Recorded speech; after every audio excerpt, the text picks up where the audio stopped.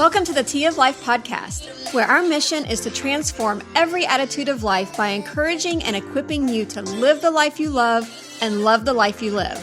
I am your host, Tiffany Thompson. Today we have Amanda Heutig on the podcast, and Amanda and I met a few years back when you first brought your kids to Cub Scouting, to our Cub Scout pack, and you decided to join. And since then, we have had a lot of really fun adventures. In fact, we were sitting here, I think we've talked for an hour and a half now, actually, before the podcast has actually started, just catching up on everything. But we've had a lot of fun outings and adventures through our Cub Scout pack. But since then, we both have crossed over to different troops, so I don't get to see you that much anymore. I know I miss you. But Evan, your son, is he enjoying? He loves Scouts. He loves being a leader. He's doing great. He's the patrol leader. He has about 10 or 11 boys that are in his patrol. And it's fun watching them change. You know, they're little and you kind of guide them for so long, and then they up and change on you through other leaders, and it really shocks you sometimes. So that's fun to watch. And then watching how much he's passionate about things and cares about different merit badges that he's getting to do. He's doing the scuba diving on the 13th, and he's doing aviation where he gets to fly a plane on the 20th. So he's really getting exposed to a lot of different careers. There's, I think, 144 different merit badges. It's really like 144 different careers that they can try and see if they like it. So that's been fun watching the ones that he wants to try, even though his friends are doing something different. This is what he wants to try. So it's really been a lot of fun watching him transition from Cub Scout to Boy Scout, where it's boy driven. We don't have totally a say. Different. I know it's so totally that's been different. hard to keep my mouth shut. I know. Don't you really want to go here and do this? Yeah. No. Yeah. What? Yeah. So that's been a transition for both of us. Yeah, it usually is. That's usually how it is. So Amanda has 5 children, and you have 2 biological children and 3 stepchildren, and you're married to your husband, Brandon, and y'all have been married for 2 years now. Yeah. And actually, Brandon Thompson married us. My husband, actually officiated your wedding. So that was so special to us because we really just did not want it to be somebody we didn't know and didn't know us. And that was really important to us. So that was fun having Brandon. He made it fun, too, and made us not as stressed as you kind of are in that moment. He absolutely loved that and was absolutely honored that you guys would ask him to do that. So thank you. So Amanda is a real estate broker and investor, and you are actually the owner of Charlesworth Realty Group, and that's located in Alpharetta, Georgia, correct? At Roswell, but it's right. Okay. In Roswell, Alpharetta area. Yes, we do a lot of apartment locating, and basically what that means is if you need a high-end apartment, then we match you with that. Okay. So that we do a lot of that. Then we obviously help people buy and sell homes, and then we own rental property, and we have to manage all of that. So there's just always something going on at our house. Yes. And then 2 years ago, we moved to a little mini farm. We're working on expanding it, but it's amazing how much infrastructure you have to have, and learning about each animal as you add it, and what are you going to take away really to add things, because you get to that point where it's like we can't just add things, we have to decide what we're going to take away. Right. And I'm looking forward to it. Amanda and I were actually talking, and we are going to do a video podcast about your farm. Yeah. So I'm really looking forward to that. That's going to be a lot of fun. Yeah, absolutely. The farm is fun because there's always animals, and especially in the spring, there's animals being born, and we're going to hatch chickens for the first time this year. So that's going to be interesting to see how we do with that. And that's going to be awesome. We live in a community where there's a lot of chickens and animals, so it's fun when a random chicken comes to your house and you're like, who are you? Who do you belong to? So that's always fun. You guys need like little collars or whatever on your chickens. So I invited Amanda here today because she recently took a very special trip, and I wanted her to tell us about it. And it was a trip that was planned in order for you to actually go and help change the lives of others. However, in return, it was your life that was ultimately changed, which is usually what happens on our mission trips, right? I had no idea because I really had not been on a mission trip anywhere to this degree. I do feel like God was calling me from a very young age I would say 15 to 18, I remember going, I need to be doing that. And I didn't make it a priority. I didn't make the fundraising a priority. I didn't make it a priority in my life. And he had been calling me ever since. And about 5 years ago, I said, okay, Lord, I understand you keep bringing this mission up to me. And I said, okay, I'm going to just make sure I'm allotting this much money to missions every month. So was he calling you to a certain area, or is he just calling you to a No, trip? he was saying, you need to go, you need to go, you need to go. And I kept going, oh, I'm not going to go. I'm going to give money. How about that? Can we compromise? Right. Like, I'm trying to compromise. Right. And I'm like, is that good enough? And, God kept going, no, I want you to go. And I'm like, I give so much. I have 5 children that I love very much. And I have a wonderful husband, and I love the farm. And I give so much. I'm like, I can't go. I make excuses. I do what everybody does. I'm not qualified. I think that's probably one of the biggest ones we tell ourselves, is that I'm not qualified. I don't know every verse in the Bible. What if somebody challenges me and says, God's not real? Like, how do I prove that you're, what do I do? So I was definitely very apprehensive, and I kept praying about it. And finally, I had been trying through my church, which is a wonderful church, to do a mission trip. And finally, God's like, you're going to have to, you haven't done it yet. You've got to broaden your horizons. And I did just put a blanket thing on my Facebook. Only one person responded and said, my church does a lot of mission trips. You should look into it. And I said, okay. So I emailed them, and they had a great website with a long list of mission trips.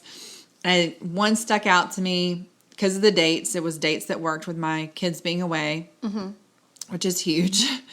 And it was just like, okay. Then I read further into it, and it was medical, which I kind of felt drawn to that. Right. Even though I don't have any background in the medical field. I was like, I just feel like this is where God's calling me. And I think you have some knowledge. You have some general knowledge. I think you have a lot more, just because you've done a lot of studying yourself, like self-studying and stuff. So I think that you and in college, I did work as a nursing assistant at a hospital. So I could do vitals, and I could do basic stuff. And, even the doctor that we went with was like, you have 5 kids. You know what gross tonsils look like. Just look at their tonsils, and if they're gross, send them to me. If they're not, then just write that their tonsils are fine. And I was like, yeah, I definitely know what gross tonsils look like. And because you're in a different country, the rules are not the same. Okay. It is a little bit different. I'll talk about that in a minute. So I just started reading over it, and all of a sudden I'm at my computer and I'm reading, and all of a sudden I feel my hands getting wet. And I'm like, what is going on? Like, why are my hands getting wet? And I looked down, and I had been crying. And I was like, okay, God is saying this is the one. This is it. And I was just, and I had looked at probably thousands of trips. I had looked through our church. I had looked through a few different mission places, and just nothing just felt right like this. Right. And it was like, okay. And even then, we still don't listen to God when he talks to us sometimes. So I still inquired about other mission trips and went on these different websites, and I kept going back to that one. So then I went a step further and said, okay, this is where God's calling me to go. And I met with the church. We did several meetings prior to going. And then we finally went in June. And you literally are getting on that plane going, am I really, really doing this? Am I really going to a foreign country where I don't speak the language? Right. I can say Banos to get to the bathroom, and that's it. And so what am I doing? And I even remember there was a long bus ride to Chicalco where we stayed in Ecuador. And I even remember being on that bus going, what am I doing here? What am I doing here? And I can't help these people. Like, what if I do something wrong?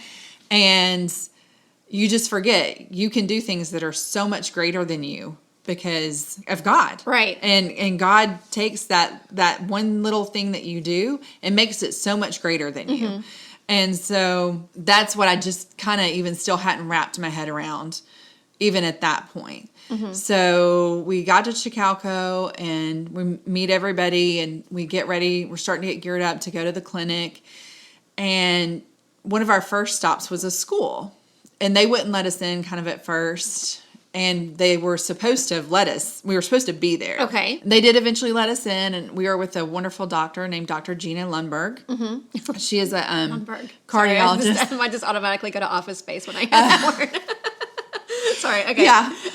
She's very passionate about women's heart health, and she was just, her and her husband were just amazing to be on this trip with. They had been on the trip several times before. They go every 2 years. Oh, wow. And so to the they were same really exact place. Okay. And they were very dedicated to the people there and loved the people there. And so it was just amazing to go.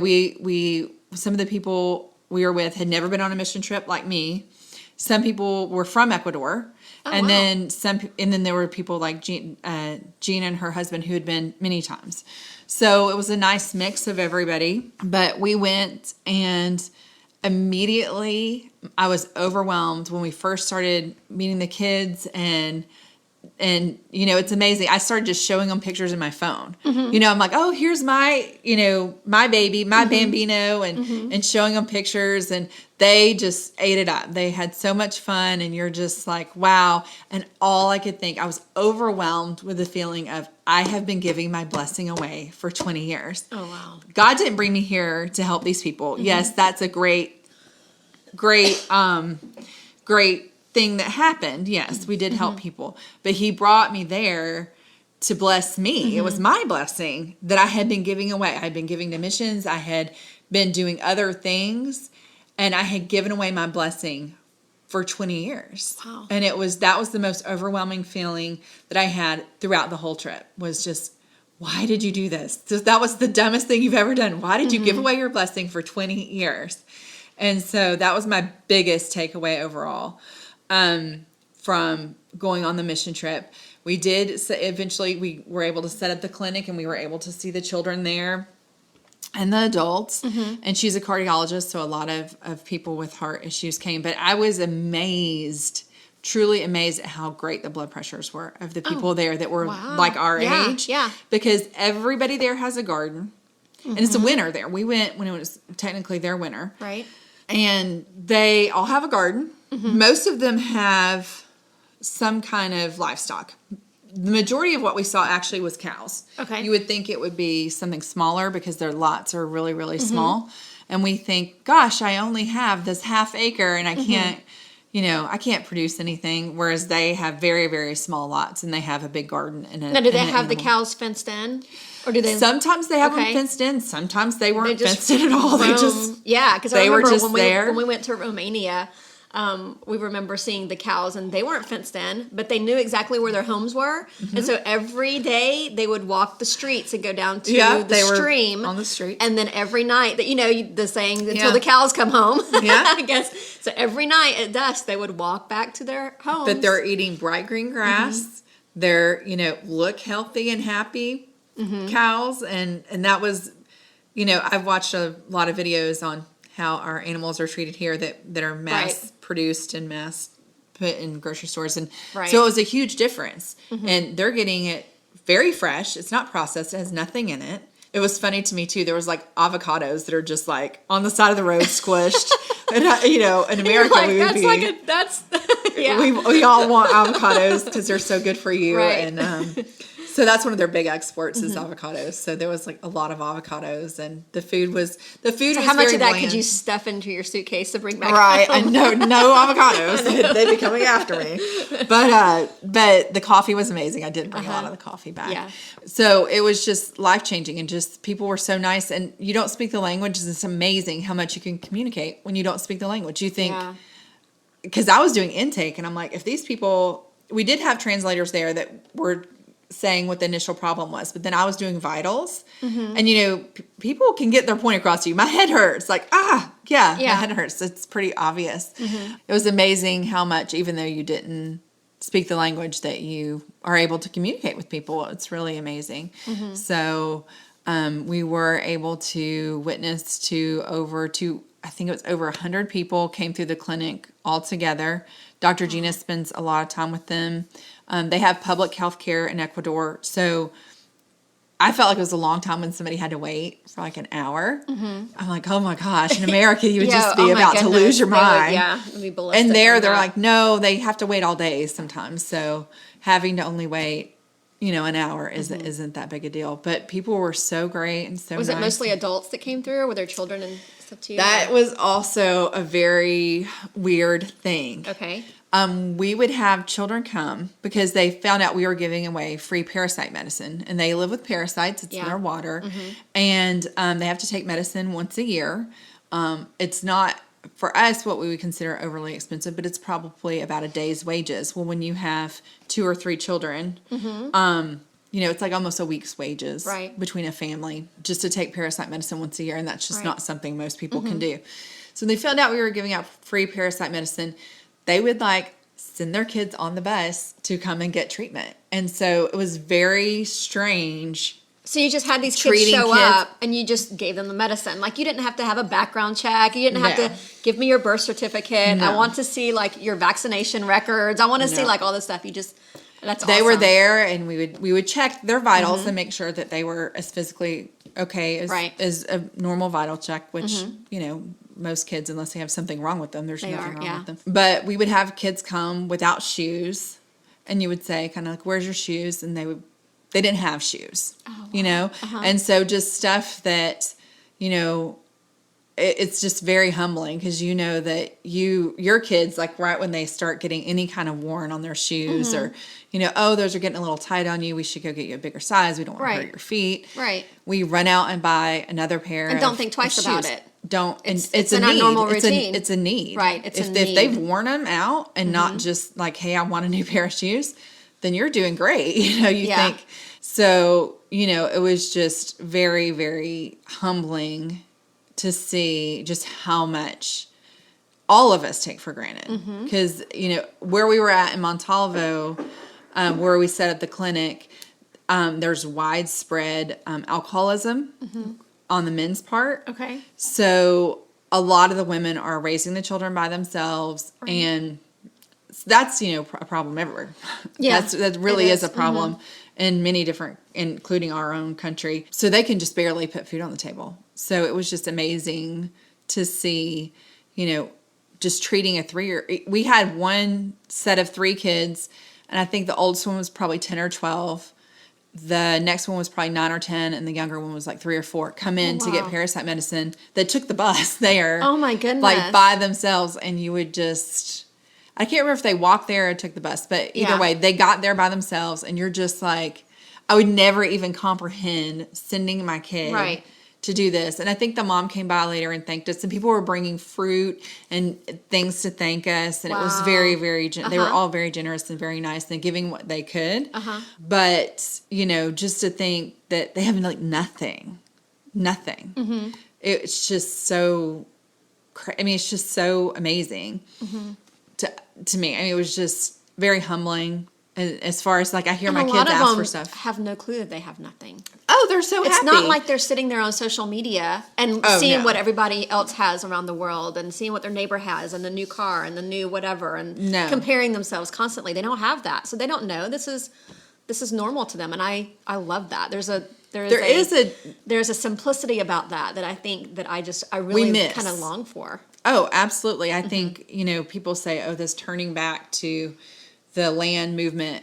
It was so funny. I read an article from the 70s, and it was the same thing. This turning back to the land movement, because a lot of people, I think they were maybe labeled hippies, but they kind of went back to the land. And so you see that people just need that.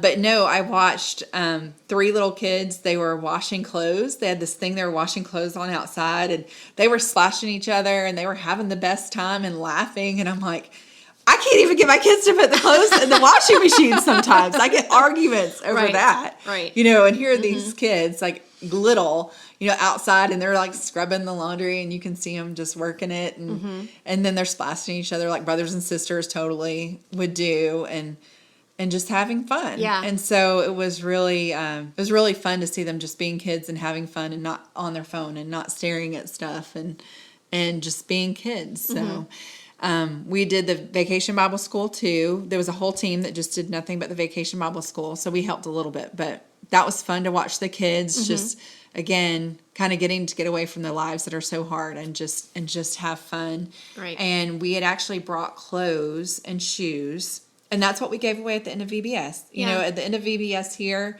or you know, any church gathering, what do you give away? Like a little bag of candy, or a little Chick-fil-A eraser gift card or something. You know, ice cream at Chick-fil-A. Yeah. Well, we gave away toothbrushes, and you know, if we had shoes for them, we gave them shoes and clothes. And it was not brand new clothes; it was it was like clothes that we had gathered that were donated. And we brought down in suitcases is what it was. Yeah. And so it was, you know, they were also happy to get it. And like parents were coming up afterwards and just amazed. And I remember when I took my trip to Guatemala, I actually packed my suitcase with the intention of leaving the stuff in my suitcase there. So when I came back home, my suitcase was pretty much empty because I had packed the clothes and everything and already planned on leaving everything that I could there with them. And I did that on some things, like some of the medical stuff that I brought, we had planned to leave. Chicalco, we're very fortunate, has a lot of medical equipment that you can use, so that was good.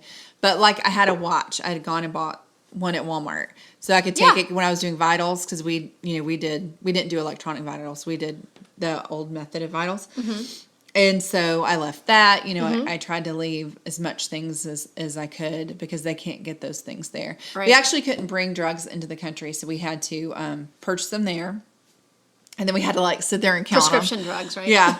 So, there isn't really prescriptions there. So, you know, they're just drugs there because nobody can afford them. So they don't have the need for prescriptions, but a lot of people don't take their prescriptions because of that too. They don't get the medicine they need because there isn't insurance. There isn't things like that. You just, they have state-run healthcare, and you go, and then you have to buy what would be prescriptions to us, but it's just medicine on the counter there. But I'm sure that the amount of prescriptions that needs to be handed out there is probably very minute compared to the amount of prescription that we hand out here, even though we have great health care. Well, and semi-great health care. Yeah. Let me rephrase that. Right, exactly. We could do a whole podcast just on that. But, yeah, it's really weird because they don't have asthma. They don't have... Or the ones that we saw didn't have asthma, and I've heard they don't. They don't have allergies. They don't have, very rare to have diabetes, just things that are plaguing America. Right. And just seem like everybody has it. It's just a normal way of life. You know, they don't have those things. So it's really... Yeah, they have parasites. They don't, you know, then they don't have parasites these are things. almost easier to get rid of than diabetes. Or, you don't get rid of that. Really don't get rid of that, high blood pressure or anything like that. So, yeah. Yeah, and I was just, again, we would have people come in, and because I guess they work in their yard and they, you know, raise these cattle or raise these chickens, well, chasing a chicken around, I can testify, you know, it can wear you out. Yeah. You have to. Well, that's why Rocky did it. Was it like Rocky 2 or Rocky 1? I don't remember. Like he chased the chicken around. They're harder than you think, and they'll let you get really, really close. But you cannot. He was excited when he got that chicken. They're hard to catch. And, you know, so they're doing these things, and they're doing more labor-intensive jobs. And we saw indigenous people, and they are spinning wool and just things that, you know, would just baffle us. And so in some ways they, you know, eat so much better than we do because they just eat, everything's fresh. They don't have ovens. That was another thing that I thought was interesting. Oh, wow. Because we went to get this bread honey thing that they make. Okay. And it is really good. It's a flat bread that they make on the street, it's sold on the street. And then they put this, it's not even honey, it's like it's almost like sugar, and it's warm, and they roll it up. It's really good. But a lot of the food there is very bland, so it's just, you know, a lot of basic rice and chicken, but that was really good. But they don't have ovens, so they don't have a lot of sweets. So their parents don't bake brownies and bake cupcakes and bake things because they don't have an oven. They only have a stovetop. So I thought that was interesting because of the power. It takes too much electricity to do that. So we saw a lot of the water catchment systems on the roofs. Did they have that when you were in Guatemala? I don't remember that. So yeah, a lot of the water catchments are on the roof. So they kept, you know, the water's fresh, I guess you would say, not treated, I guess.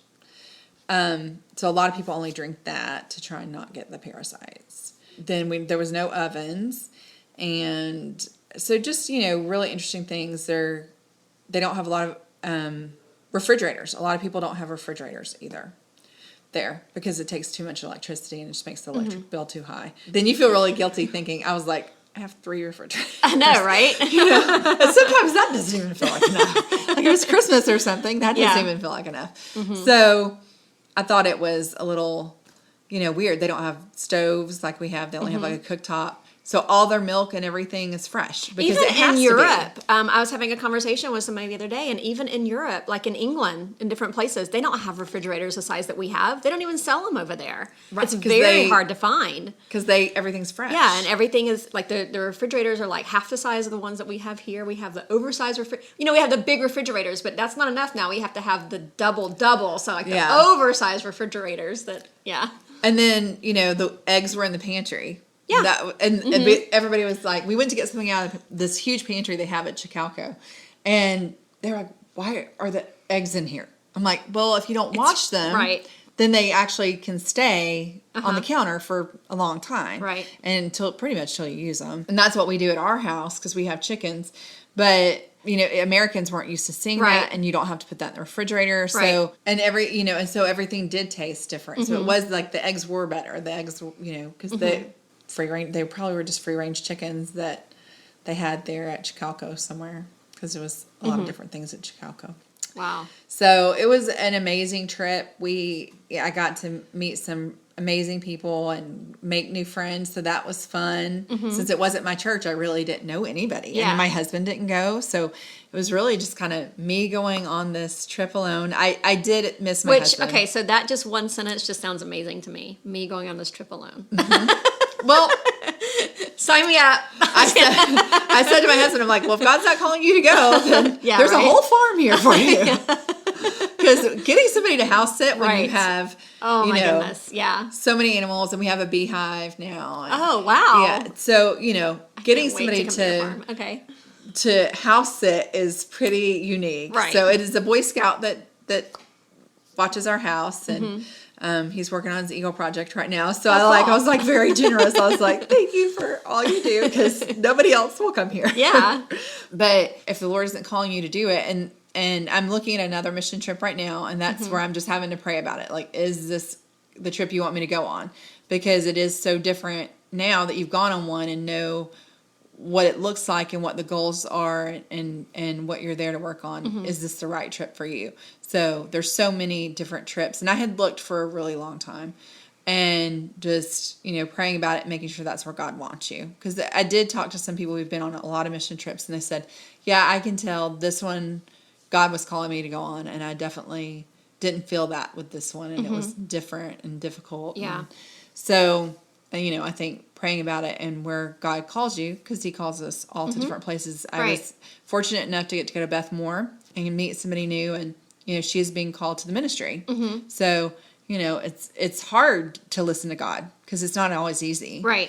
And I definitely tried that for the first 20 years of my adult life, and my way wasn't going very well. Yeah. So I was like, I can't do, I was like, I can't do any worse. So I just had to start listening to God and like making sure that if it really doesn't matter what I want, right. It does, but it doesn't. But, obviously God loves us and wants, he gave us those desires to go back to the farming for a reason. So something that sounds so weird for a real estate agent to be farming, right. God gave me that desire for a reason. So it was an amazing trip. I do think God wants me to continue to go on mission trips. What the funniest part, which I should have started with this, one of the funniest parts about this is I don't really love to travel. Like, I like being at home. Oh, okay. Like, I love being at home on my farm with my husband and with my family. That's my little slice of heaven right there. That's my zen. That's everything to me. So I don't feel this great need to go and visit this country and see about this culture. And that just isn't something that I have a desire for. Okay. So that's why me going on a mission trip, I'm like, of course God's calling me to go on a mission trip because, who's the one person on the planet who doesn't really like to travel? Yeah. I'm always more tired when I get back than when I left. So it's just not something I love to do that I think is so fun like a lot of people, I'm like, I would much rather just stay at home with my cute little dog that I love and not leave her. Right. Than I would go on a vacation. Like to me, a vacation would just be staying at home, relaxing.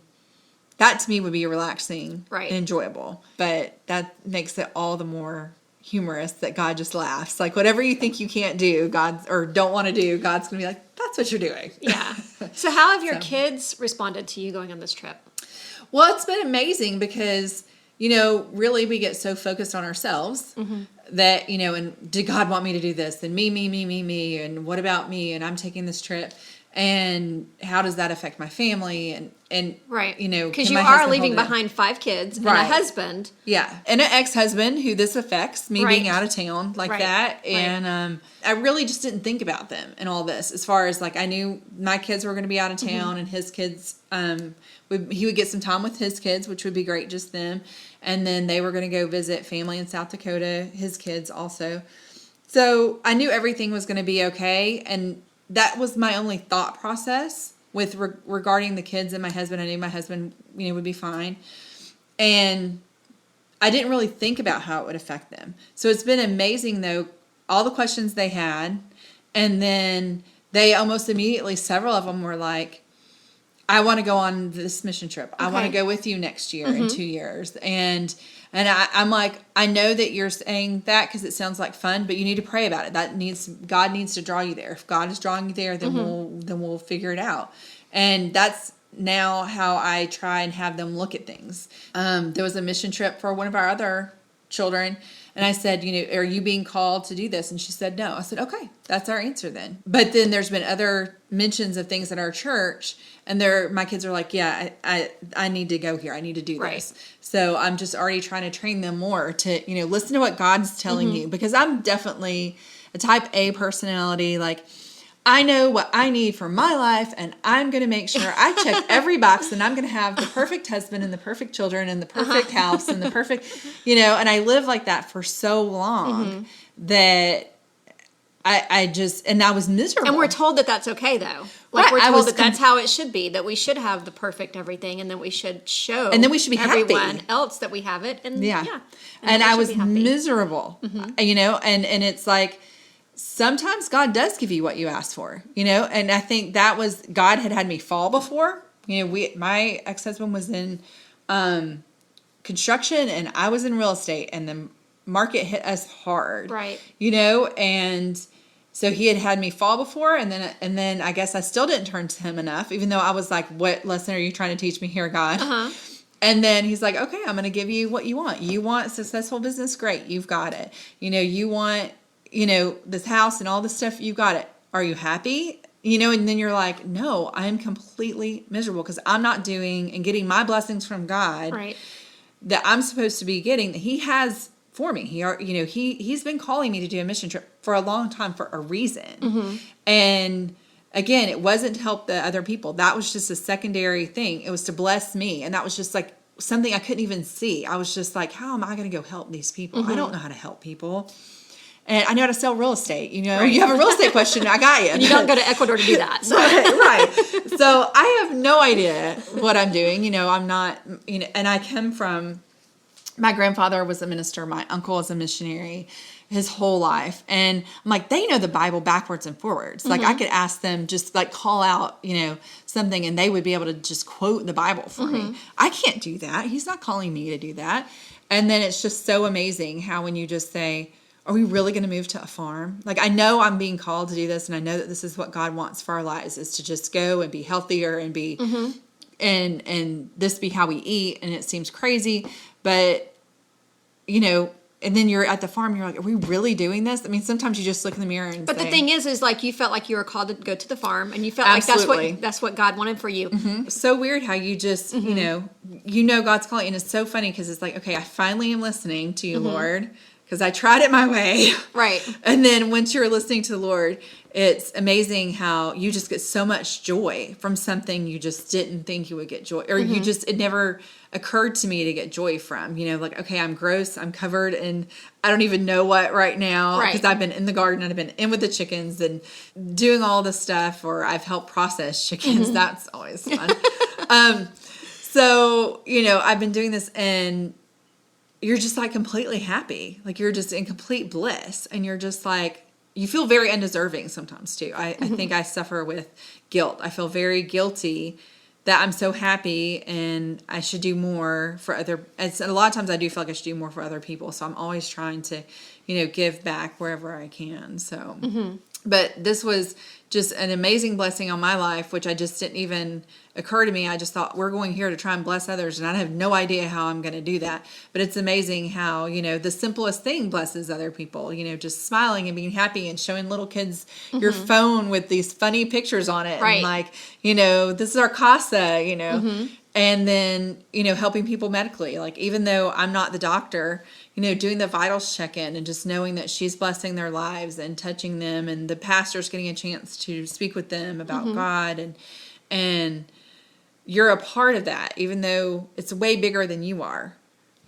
So it was just an amazing trip. And I definitely know that even though I don't like to travel, that this is what God wants me to do. And it's different than traveling too. Yeah. So it's not the same as like, hey, we're going to go and just relax and it's all about me. It's definitely, you're going and you're giving back and helping other people. And really, when people say, one of the other things that hit me was when people say, oh, if you're born in America, you're rich, period. And we do a lot of work in the city, and you don't always think that, but you are. Right. If there is a kid and the dad is gone and the mom can't be there, there's no defects coming to say you have to take care of this kid, or you have to do XYZ, or you have to, get them medical treatment, because there's just nobody that's there doing that. Right. It's just not even a thing. It's just, everybody there is just trying to survive. They use our currency because their currency, I think, collapsed like 20 years ago. Oh, okay. So they're just all trying to survive. Yeah. Like their country as a whole, and then they've got Colombia, they got to deal with Colombia being next door to them. And that's a whole nother issue. Right. And, for that country. And they're just, trying to survive. Like that's just a totally something that we just don't even understand. Because really in America, if we see a family that's hungry, we can go to the store and get them something. There was the hurricane, and somebody in our neighborhood was taking up donations to take. Right. I went and got 20 bottles of bleach and didn't think twice about it. And didn't think anything about it. Probably didn't even feel it in your budget or anything. No. Yeah. And, just went and got cleaning supplies and stuff and just dropped that off with our neighbor. There's help coming to those people. Right. Whereas a lot of countries, there's no help coming because there's nobody that can help. Really, unless, a lot of Americans go and help. So the next trip that we're looking at in Haiti is similar to that, where there's just, this is it. Like if we don't go and help, there's no help coming, really. There is, like, if there's an immediate incident, but, they still need help in Texas. Puerto Rico, there's still people recovering in Puerto Rico. That is not at all done. That work there is not done. There's just need everywhere that if we don't step in and help, there's really just nobody going to step in and help. Right. And so, but in America, if something happens, there's Red Cross and FEMA, and there's all kinds of contingencies in place that go, and they do provide immediate relief and help people. Right. But there are people that are suffering from long-term, just our country, like Haiti. Oh my goodness, they get hit. It just feels like every year with something, or every few years with something. So that's just, we do have to do our part and just be good humanitarians and go and help. Right. So do you have any other trips planned for the future?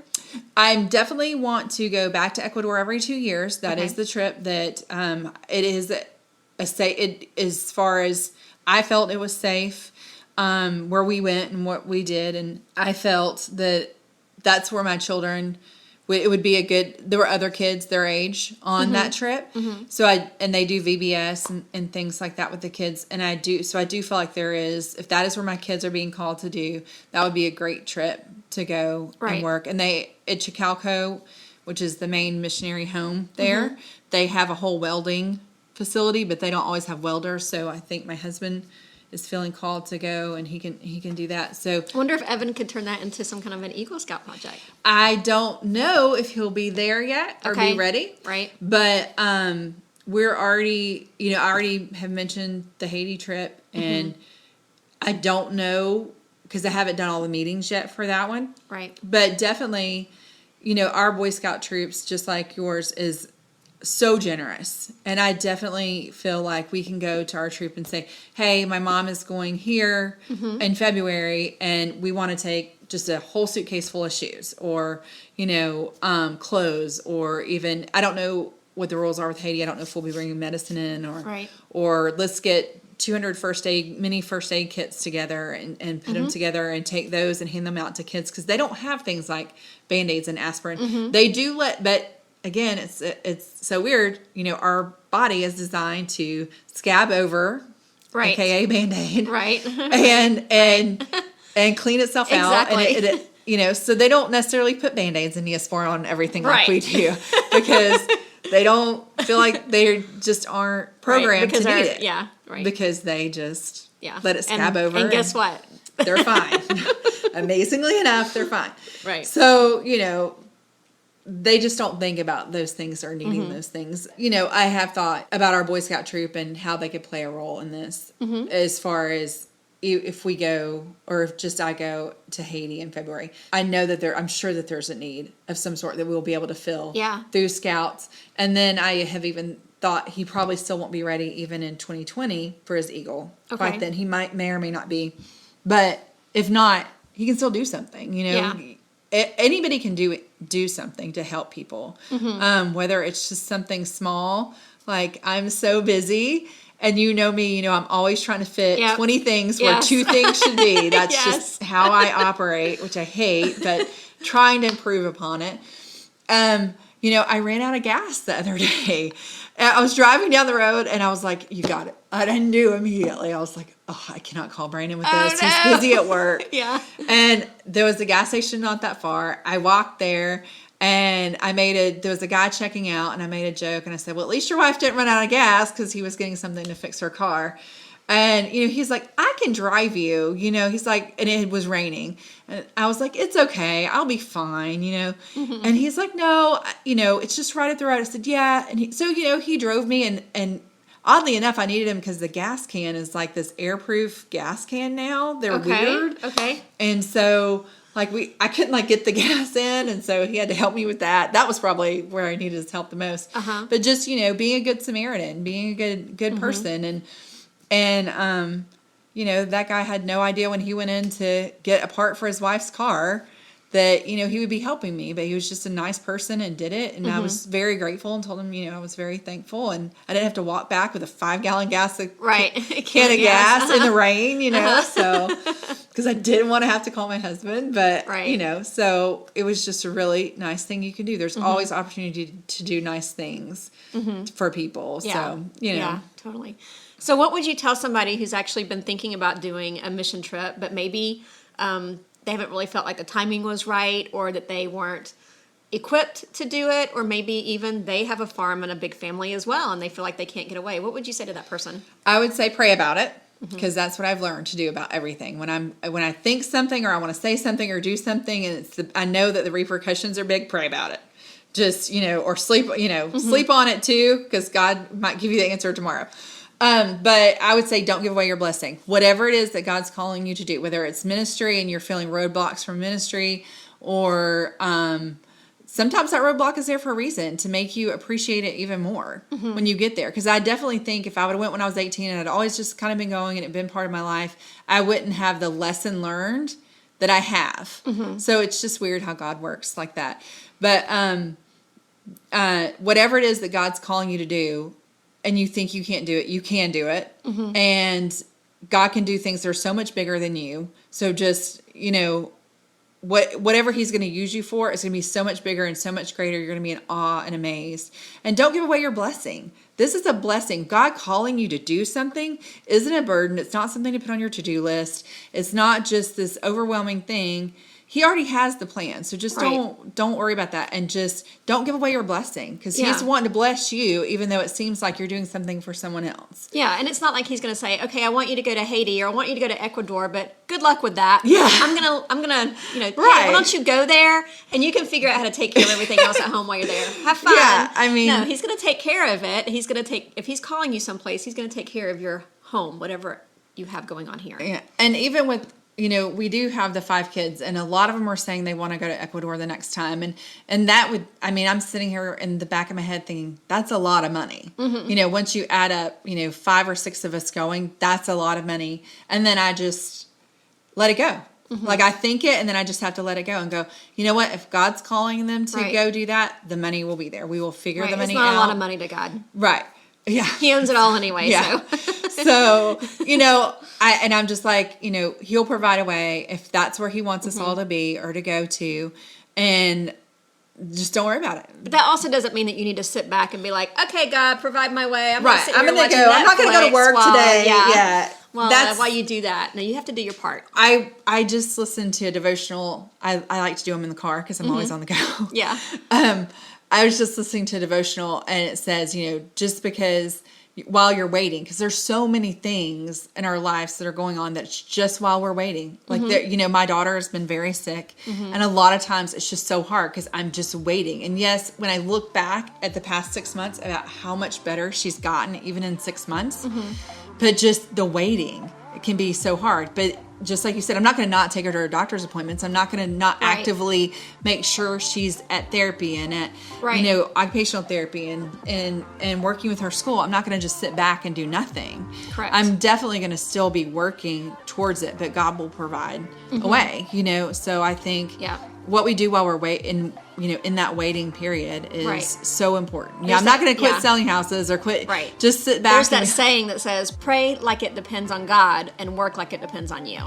Oh, that's perfect. Yeah, that's perfect. So, I definitely think I still read my Bible in case somebody asked me those Bible verses. I'm still trying to memorize, different verses, and so that I have those in my stockpile in my brain to use them if I need them. Yeah, but just don't give away your blessing. Whatever he's calling you to do, it is a blessing for you. It really isn't, yes, you might be helping other people, but it's your blessing. Don't give it away. Absolutely. Well, thank you, Amanda. Thank you so much for being here. Well, this has been awesome. I've loved catching up with you. I really would love to get together with you more often. I miss you. Absolutely. And just having this conversation with you kind of reminds me of that. So thank you so much for being here. I really appreciate it. And I can't wait to do another episode with you very soon. And we can do some on the farm, but we can also do some on preserving food, like ancient methods of preserving food. Oh, yeah. Yeah. So, I'm getting some classes together to do hands-on with people here in the Atlanta area. And then... Oh, that's awesome. But we can video them. And very cool. All right. Cool. Awesome. Well, thank you. Thank you. If you like Tea of Life podcast and you've got 2 friends who want to create the life that they love to live, tell them about us. Find us on your favorite social media platform like Facebook or Instagram. Also, right now before you forget, go to Apple Podcasts or Google Podcasts and search for Tea of Life podcast. Hit the subscribe button and never miss an episode. Thank you for listening to Tea of Life podcast. We'll see you next Monday.